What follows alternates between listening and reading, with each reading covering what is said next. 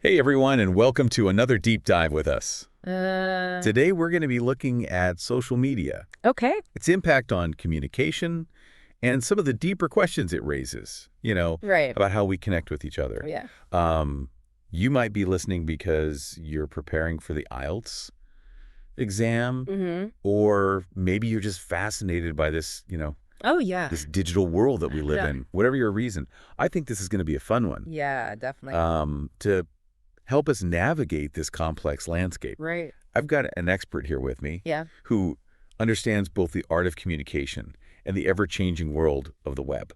Glad to be here. So the source material that we'll be diving into is structured like a mock IELTS exam. Okay. But trust me, the insights here are relevant whether you're taking the test Mm-hmm. or just trying to make sense of your own social media experience. Yeah, for sure. Okay, so let's jump right in. Let's do it. The first question is, do you use social media? Right.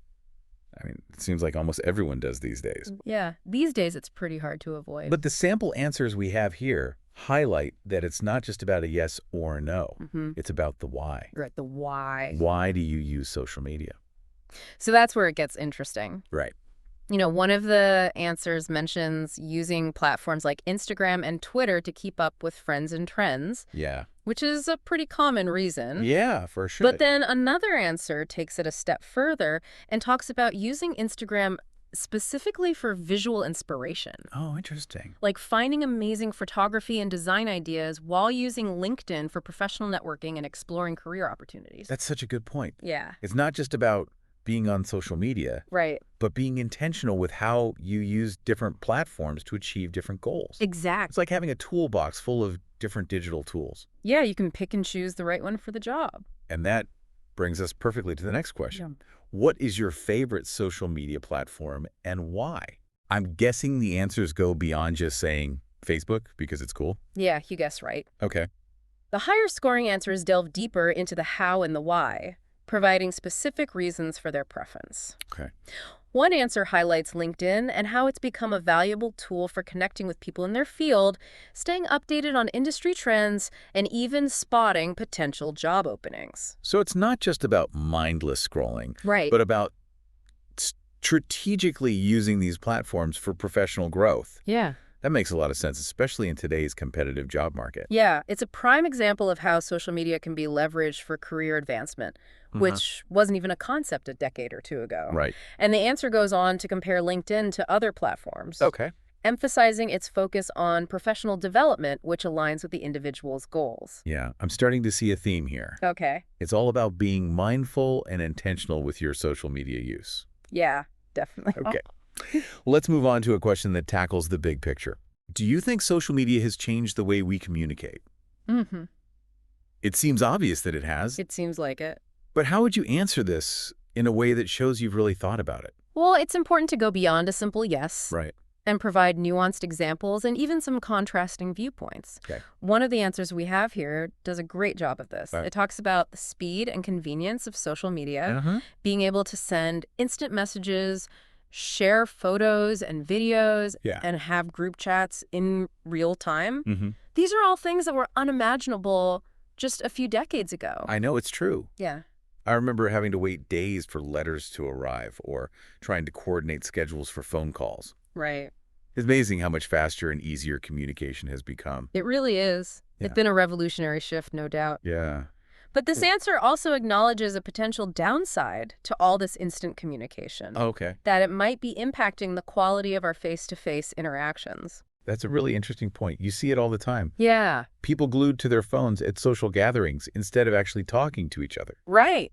Have we gained so much in terms of connection, but lost something along the way? It's a question worth pondering, especially as our lives become increasingly intertwined with digital technologies. Yeah. It speaks to the idea of digital well-being, Oh, okay. which is something we can delve into a little later. That sounds fascinating. Let's definitely circle back to that. Yeah, for sure. Now, question 4 Yeah. asks, how often do you use social media?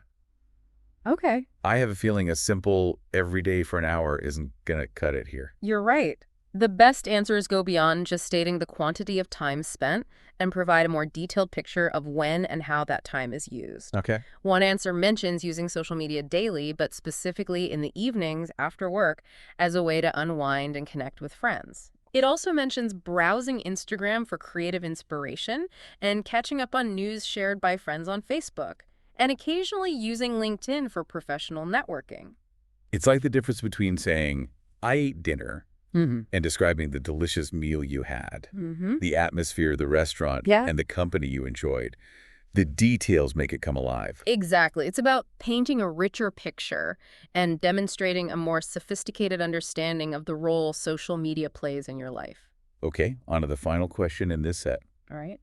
Do you think people spend too much time on social media? I have a feeling I know where this is going. It's a question that sparks a lot of debate, Yeah. and rightfully so. Okay. The answer we have here takes a clear stance. Okay. Yes, people do spend too much time on social media, Mm-hmm. and then backs it up with concrete examples and thoughtful explanations. Okay. Give us the juicy details. Right. What kind of examples are we talking about? Well, it mentions the all too familiar sight of people glued to their phones, even during meals or social events. Oh, yeah. Which many of us can probably relate to. I've definitely been there. Then it highlights how overuse can have negative consequences, even if social media can be entertaining and informative. Okay, I'm all ears. What kind of negative consequences are we talking about here? Things like reduced productivity, sleep Mhm. deprivation, and even mental health issues like anxiety and depression. Wow, those are some serious consequences. Yeah. It really highlights the importance of balance and moderation when it comes to social media use. Absolutely, and that's what makes this answer so effective. It's not just an opinion, it's a well-reasoned argument supported by evidence and examples. Yeah. It also touches on the concept of the attention economy, Okay. where social media platforms are designed to keep us engaged for as long as possible, Right? often at the expense of our well-being. That's a really insightful point. It's not just about individual choices, but also about the way these platforms are designed and the incentives they create. This is definitely making me rethink my own social media habits. It's all about being aware of the forces at play and making conscious choices about how we engage with these technologies. I'm already feeling like I'm learning so much from this deep dive. Good. Before we move on to the next set of questions, I want to ask you, Okay. what are some of the key takeaways that have stood out to you so far? Well, one thing that strikes me is that even a topic as seemingly simple as social media can reveal a lot about our values, goals, and even our anxieties. Oh, wow. The way we answer these questions says a lot about how we view ourselves in relation to this ever-evolving digital landscape. I totally agree. It's not just about the technology itself. Right. It's about how we choose to use it and the impact that has on our lives. And I'm really appreciating how this source material, even though it's framed as IELTS answers, is giving us so much food for thought. It's a testament to the fact that good communication skills are valuable in any context, whether you're taking an exam, writing a report, or simply having a conversation with a friend. Yeah, that's true. Okay, so we've unpacked the why of social media use, explored different platform preferences, and even touched upon the potential downsides of overuse and the attention economy. But there's still so much more to uncover. When we come back, we'll dive deeper into the social and ethical implications of this digital age and explore some tips for using social media in a more mindful and balanced way. Stay tuned. Sounds good. Welcome back to our deep dive into the world of social media. Where we're exploring not just the how of social media, but the why. What does it reveal about us? How is it shaping our world? It's like we're digital detectives uncovering clues to the human experience in the age of likes and shares. And speaking of likes and shares, let's pick up where we left off with that question of whether people spend too much time on social media. Yeah, It's a question that's generated a lot of debate, hasn't it? it has. And I'm curious, how does the source material we're looking at tackle this? The sample answer we have here takes the stance that yes, overuse is a problem. But it doesn't stop there. It goes on to explain why highlighting the potential negative consequences of spending too much time online. That's what I find so valuable about these IELTS materials. Yeah. They encourage you to not only state your opinion, but also to back it up with reasons and examples. It's a skill that's useful far beyond just taking an exam. Absolutely. So what are some of the negative consequences that this answer highlights? Well, it mentions things like reduced productivity, which is something I think many of us can relate to. It's so easy to get sucked into the endless scroll and lose track of time. And that lost time can have a real impact on our ability to achieve our goals, both personal and professional. The answer also mentions sleep deprivation, which is a growing concern in our always connected world. The blue light emitted from our devices can interfere with our sleep patterns, leading to fatigue and other health issues. Oh, that makes sense. Yeah. I've definitely been guilty of scrolling through my phone late at night, even when I know I should be getting some rest. a common struggle. And then there are the potential mental health implications. The answer specifically mentions anxiety, which is something that's been linked to social media use in several studies. It also touches upon the concept of fear of missing out, or FOMO, that feeling that we need to be constantly connected and up to date on what everyone else is doing, which can lead to feelings of inadequacy and anxiety. FOMO is so real. Yeah. That pressure to constantly check social media and make sure I'm not missing out on something. And it's interesting how this answer connects FOMO to the way social media platforms are designed. Yes, it touches on the idea of the attention economy, which we mentioned earlier. Hmm. Social media companies are competing for our attention, and they're constantly coming up with new ways to keep us engaged, whether it's through notifications, personalized content feeds, or addictive features like infinite scrolling. Yeah, it's like they've figured out how to hack our brains and exploit our natural desire for connection and novelty. That's a bit cynical, but there's definitely an element of truth to it.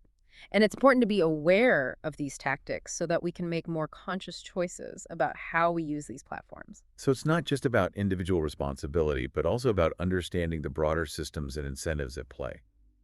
That's a really insightful takeaway. Now, I'm noticing that the next part of our source material shifts gears a bit Okay. and focuses on some tips for scoring higher in the IELTS speaking test. Mm-hmm. But I'm thinking these tips could be helpful for anyone who wants to improve their communication skills, regardless of whether they're taking an exam. I completely agree. These are fundamental communication principles that apply to any situation where you need to express yourself clearly and effectively. Okay, so let's break it down. What's the first tip? The first tip is to expand your answers. Instead of giving brief one-word or one-sentence responses, try to provide more detailed examples or reasons to make your answers richer and more interesting. It's like the difference between saying, I like music, and explaining what kind of music you like, why you like it, and maybe even sharing a memory or anecdote related to a particular song or artist. The details bring your answer to life and make it more engaging. Exactly. And it demonstrates a deeper level of thought and engagement with the topic. I love that. It's not just about answering the question, it's about taking the opportunity to really share something meaningful and memorable. Mm. Okay, what's the next tip on the list? Next up is using a variety of vocabulary. Don't get stuck in a rut repeating the same words over and over again. Show off your language skills by using synonyms, descriptive language, and different expressions. It's like spicing up your language wardrobe. Instead of wearing the same plain t-shirt every day, try mixing it up with some colorful patterns and textures. I love that analogy. It perfectly captures the idea of using language in a creative and expressive way. Okay, so we've got expanding our answers and using a variety of vocabulary. What else is on this list of communication commandments? The third tip is to structure your responses. Just like a good paragraph has a clear beginning, middle, and end, a good spoken answer should also have a logical structure. So instead of just rambling on, we should think about how we want to organize our thoughts and present them in a way that's easy for the listener to follow. Exactly. For example, you might start by stating your opinion, then provide reasons to support that opinion, and finally add an example or a contrasting viewpoint to illustrate your point. This kind of structure helps to create a coherent and persuasive argument. It's like building a house. You need a strong foundation, sturdy walls, and a roof that ties it all together. Okay, what's the next tip on our list? Next up is practicing fluency. This means being able to speak naturally and smoothly without overthinking grammar or getting stuck on every word. It's like being a smooth talker, but in a genuine and authentic way. Not like a used car salesman trying to sweet talk you into a bad deal. Exactly. Fluency is about conveying your ideas in a confident and engaging manner. It's about being able to express yourself without getting bogged down in the mechanics of language. I love that. It's about letting your personality and your ideas shine through. Okay, we've got 4 tips down. Expand your answers, use a variety of vocabulary structure, your responses, and practice fluency. What's the final tip for communication mastery? The final tip, and perhaps the most important one, is to stay relevant. Make sure your answers are on topic and directly address the question being asked. Don't go off on tangents or introduce irrelevant information. So it's about being focused and to the point, kind of like a laser beam, right? Exactly. It's about demonstrating that you understand the question and can provide a clear, concise, and relevant response. And there you have it, our 5 golden rules for effective communication. Whether you're prepping for the IELTS, giving a presentation, or just having a casual conversation, these tips can help you express yourself with confidence and clarity. And as we've seen, these tips are especially relevant in the context of social media, where clear and concise communication is key to cutting through the noise and making your voice heard. Okay, so we've covered a lot of ground in this episode. We've talked about the potential downsides of overuse, the attention economy, and even some tips for effective communication. But there's still one more question that I'm really curious to explore. It's a question that's been lingering in my mind throughout this entire conversation. I'm intrigued.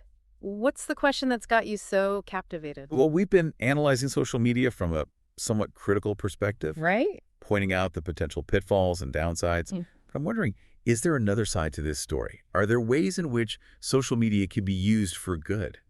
Can it be a force for positive change? That's a fantastic question, and it's one that deserves a thoughtful exploration. So let's dive into that when we return for the final part of our deep dive. I can't wait. Stay tuned, folks. We'll be right back after a short break. Welcome back to the show, everyone. I'm so glad you're still with us. Me too. You know, it's interesting. What's that? We've been analyzing social media from a somewhat critical perspective, Right. pointing out the potential pitfalls and downsides. Mm. But I'm wondering, is there another side to this story? Yeah. Are there ways in which social media can be used for good? Can it be a force for positive change? Absolutely.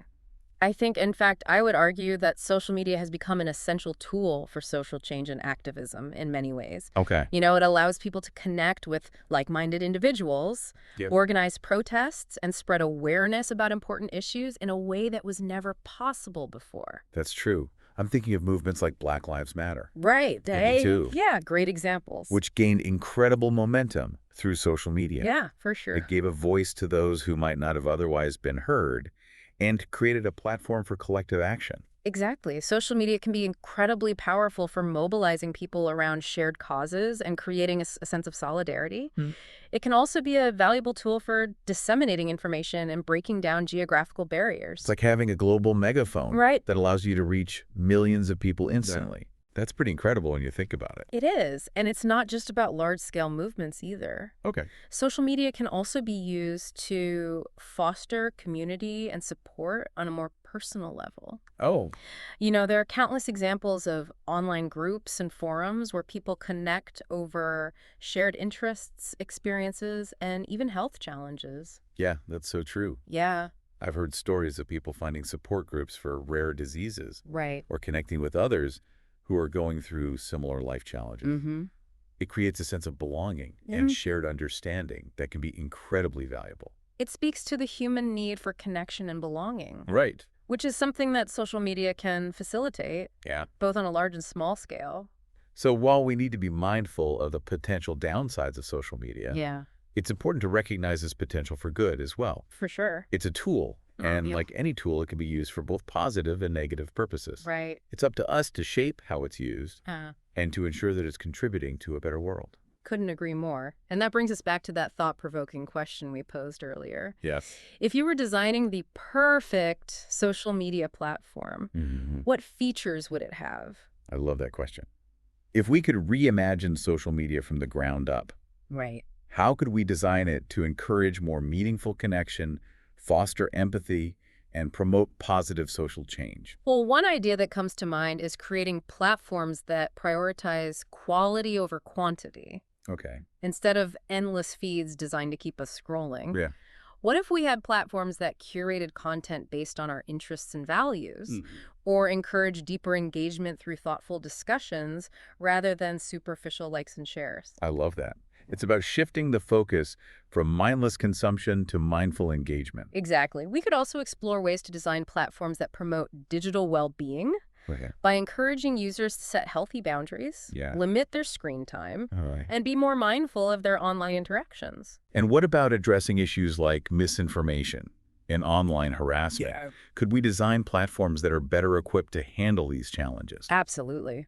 There are a lot of innovative ideas out there, such as using artificial intelligence to detect and flag harmful content, Yeah. or empowering users to report abuse more effectively. Okay. You know, it's all about creating a safer and more respectful online environment for everyone.